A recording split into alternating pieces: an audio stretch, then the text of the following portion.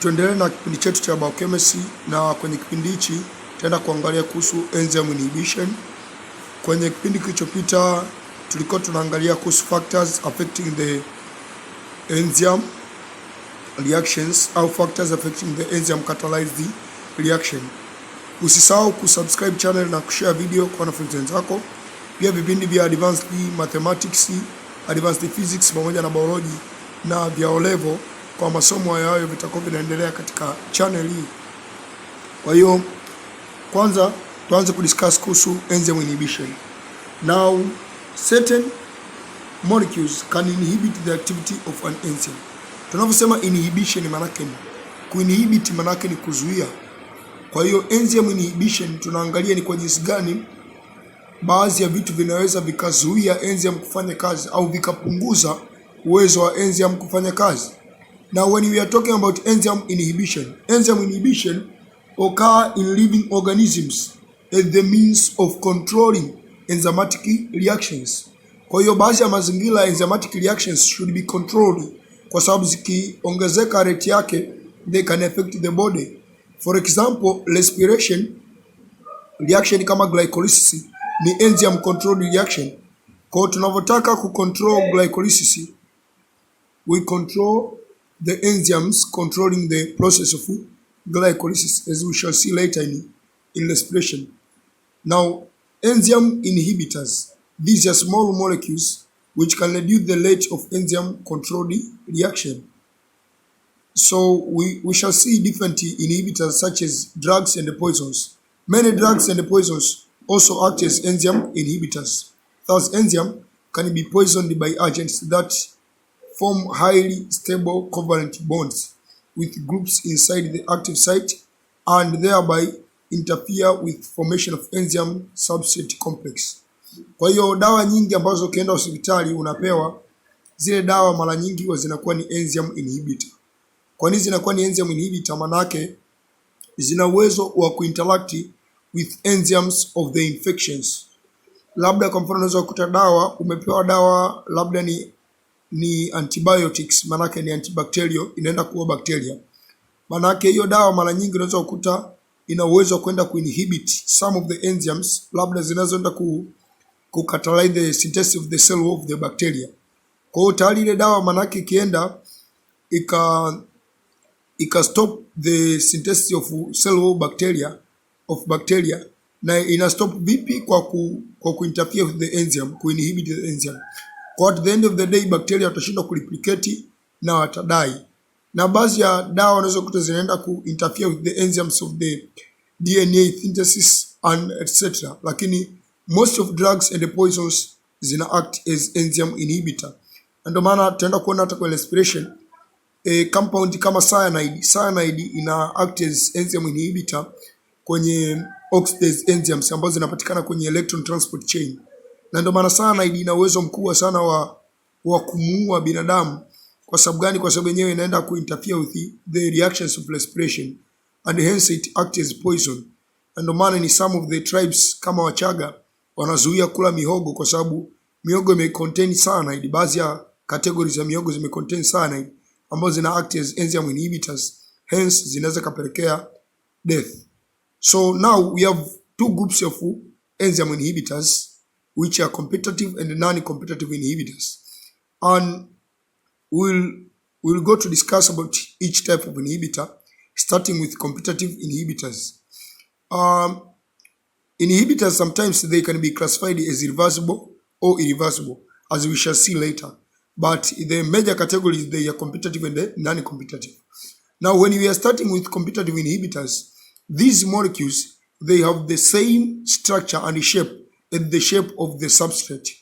Now for example, kama enzyme ina catalyze, labda tufanye na catalyze kutoka kwenye maltose kwenda kwenye glucose. Manake competitive inhibitor, kama enzyme anachukua maltose kama substrate, lazima competitive inhibitor awe ana shape kama ya maltose. Yani the shape of the competitive inhibitor is similar to the shape of the substrate. Kwa hata enzyme anapokuwa na bind competitive inhibitor, anakuwa hajui kuwa na bind competitive inhibitor. Anajua kwamba na bind molecule ambayo ni ya kawaida, lakini it is competitive inhibitor. So why are they called competitive? Because they compete with the true substrate at the active site. So if the concentration of competitive inhibitor exceeds the concentration of substrate, maana yake inhibition ya enzyme ina increase. Now if the concentration of true substrate exceeds the concentration of the competitive inhibitor, means the rate of chemical reaction inakuwa ina increase. Kwa hiyo vinaitwa competitive kwa sababu gani? Kwa sababu vinashindania sehemu moja, that is the active site. We shall go to see non-competitive. The shape of the non-competitive inhibitor is different to the shape of the substrate. So they do not compete. That's why they are called non-competitive. So competitive inhibitors, these are inhibitors of particular enzyme. The inhibitors have shape which is sufficiently similar to that of the normal substrate to be able to fit into the active site, as I've explained before. Normally, it does not take part in a reaction, but while it remains there, it prevents the true substrate from entering the active site. The substrate and inhibitor therefore compete for the position in the active site. This form of inhibition is called competitive inhibition. Kwa hiyo, thus, increases concentration of one inhibitor or substrate reduce binding probability of the other. Kwa hiyo tunachokisema hapa kuhusu competitive inhibition ni kwamba ile inhibitor inapokuwa inakaa kwenye active site sio kwamba ina take part kwenye chemical reaction, no, lakini inavokaa pale kwenye active site inazuia the true substrate ku enter the active site. Kwa hiyo hicho ndicho ambacho huwa kinatokea. Na ukiincrease concentration ya chochote kile, manake ukiincrease concentration ya substrate utasababisha inhibitor ashindwe kubind. Na ukiincrease concentration ya inhibitor utasababisha true substrate ashindwe kubind. So the rate of chemical reaction would depend if either you increase the concentration of substrate or you increase the concentration of inhibitor. Now, if the substrate concentration is increased, the rate of reaction increases. And in this part, we have a question which is found in biological science book, and they ask, why should the rate of reaction increases under these conditions? That why should the rate of chemical reaction increases if the substrate concentration increases under the competitive inhibition? We are saying that increasing the substrate concentration increases the probability of substrate molecule fitting into the active site rather than inhibitor molecule. And here below we have an illustration of competitive inhibition. As you can see, this is the shape of the enzyme, and then we have the true substrate, also we have the competitive inhibitor. Now if we compare this shape in the true substrate and the competitive inhibitor, they are similar. Now if the enzyme is inhibited, this is a reversible reaction. You can see the inhibitor bind the active site. But if the true substrate, which normally form the enzyme substrate complex, is binded to the enzyme appear like this. All of these, they are reversible reaction. Thus, increasing the concentration of the one will lead to the reaction to occur or not to occur. It depends on whether you include the substrate or you include the true substrate or you include the inhibitor. Now let's jump to non-competitive inhibitors. Non-competitive inhibitors, these are the ones which appear to react with a part of enzyme other than active site.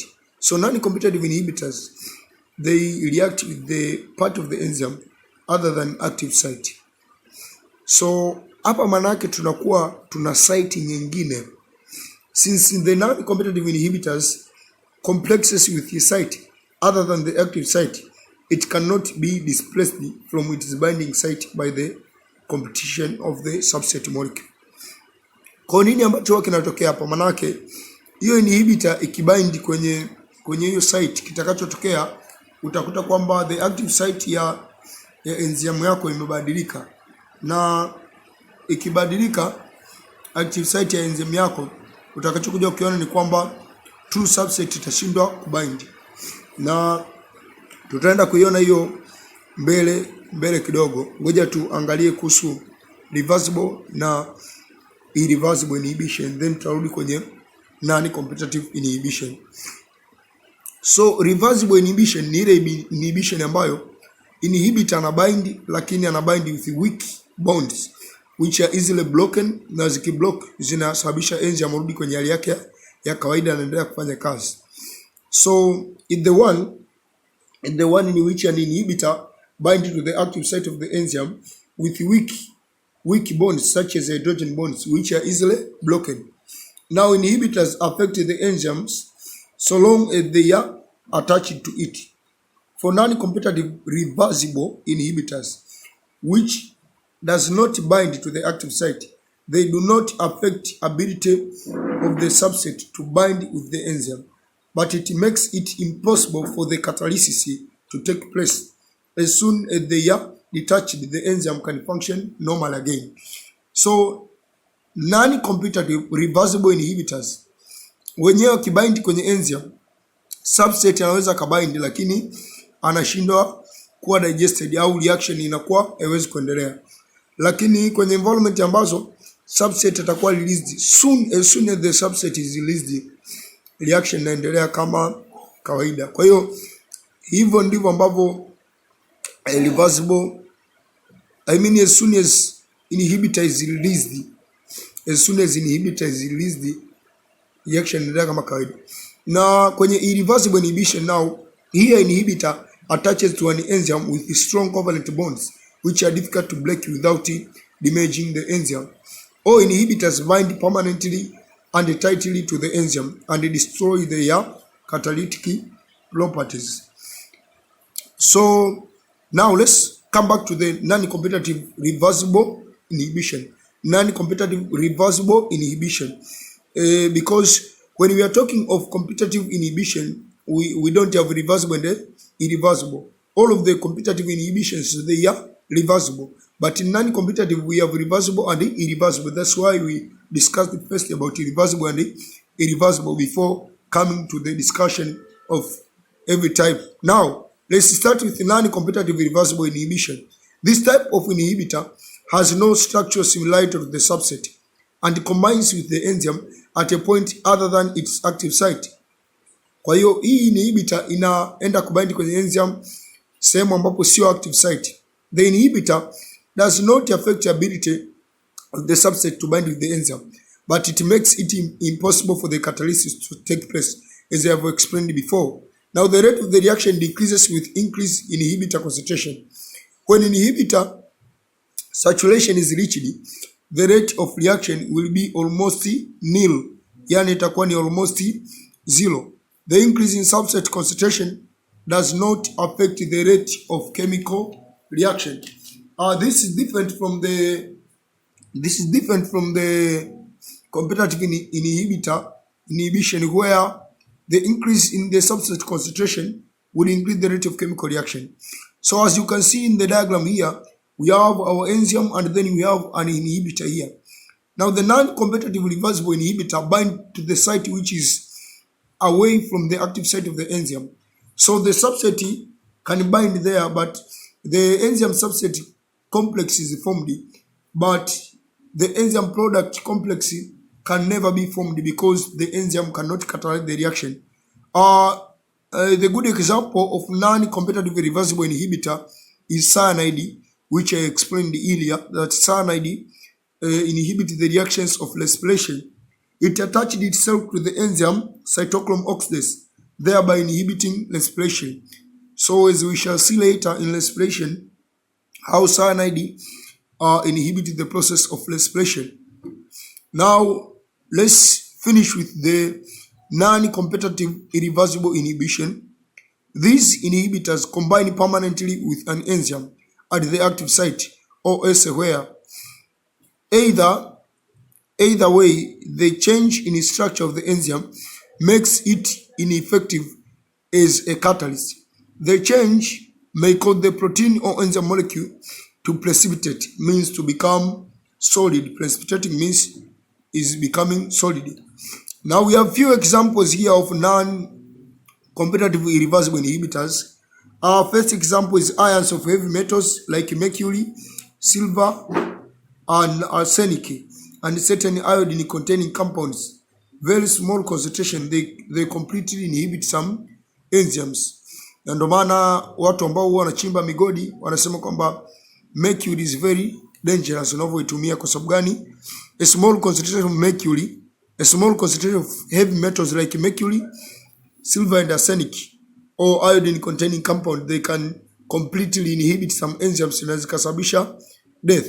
So they combine permanently with the sulfhydryl group of the serine amino acid, and by that way can inhibit the enzyme if that group is present in the active site of the enzyme.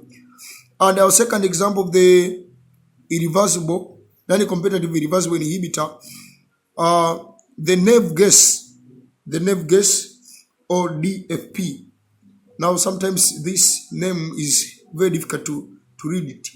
It is called diisopropyl fluorophosphate.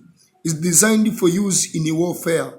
Now this nerve gas, it combined with the amino acid serine at the active site of the enzyme acetylcholesterase. As we shall see later in coordination, acetylcholesterase catalyzes the breakdown of acetylcholine into acetyl and choline during the transmission of nerve impulse at the synapse. Now, by inhibiting the acetylcholesterase, the acetylcholine cannot be broken down into acetyl and choline. And if the acetylcholine is not broken down into acetyl and choline, cannot come back to the presynaptic membrane and to combine, forming the new acetylcholine for the transmission of the new nerve impulse. By that way, the nerve impulse stop transmission. And if the transmission of nerve impulse stops, then what can happen is that the person can die, because it is impossible to transmit the nerve impulse from one part of the body to another. Now the enzyme deactivates the neurotransmitter substance acetylcholine. You may consider this in figure 1.13 in the BS book. And from there, in this video, let's end up here. In the next video, we shall discuss about the allosteric enzymes, allosteric enzymes and allosteric inhibition. And then from there, we shall go to discuss about coenzymes and facts like similar to those when we are going to finish this part of enzymes. Don't forget to share the video and to subscribe my channel. Also click the link below to join my Telegram group for discussion. And for the need of notes, you may contact with me. So let I wish you nice studies. Thank you.